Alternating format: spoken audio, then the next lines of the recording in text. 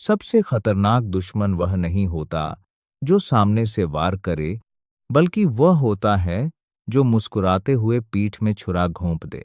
आज की यह कहानी है एक ऐसे राजकुमार की जिसने अपने दो भाइयों को खो दिया, और एक ऐसे रहस्य की जिसका सच जानने की कीमत थी मौत। बहुत समय पहले अरण्यपुर नाम का एक राज्य था। इस राज्य का राजा बड़ा न्यायप्रिय था। उसके 3 पुत्र थे। वीर बड़ा, अजय, मंझला, आर्य सबसे छोटा। राजा की सीमा से लगे राज्य में एक अद्भुत सुंदरी रहती थी, राजकुमारी तारा।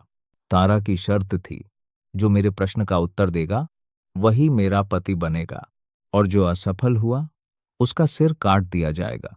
वीर और अजय तारा की सुंदरता के मोह में उसके दरबार पहुंचे, लेकिन दोनों ही उस प्रश्न का उत्तर नहीं दे पाए और मारे गए।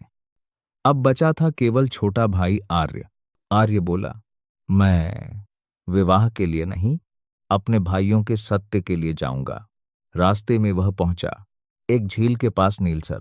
वहां एक बूढ़ा साधु मिला जिसके पास एक घायलबाज था।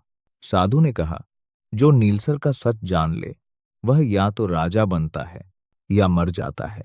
साधु ने बताया, नीलसर कोई झील नहीं, बल्कि एक श्रापित स्थान है। यहां कभी एक रानी रहती थी जो प्रेम में अंधी होकर एक तांत्रिक के जाल में फंस गई। तांत्रिक लोगों की बलि से अपनी शक्ति बढ़ाता था। जब रानी को सच पता चला तो उसने खुद को झील में झोंक दिया। मरते समय उसने कहा, जो इस सत्य को छुपाएगा वह स्वयं नष्ट होगा।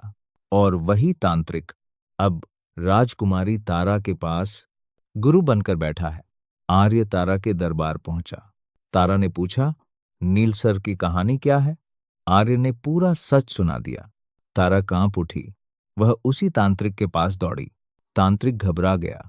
राज्य के सैनिकों ने गुप्त तहखाने खोले। वहां मिले वे सभी युवक जिन्हें मरा समझा गया था, और उन्हीं में वीर और अजय भी जीवित थे। तारा रो पड़ी। आर्य बोला, सुंदर चेहरों के पीछे कभी कभी सबसे खतरनाक चेहरे छुपे होते हैं। तांत्रिक को सजा मिली और भाइयों का मिलन हुआ।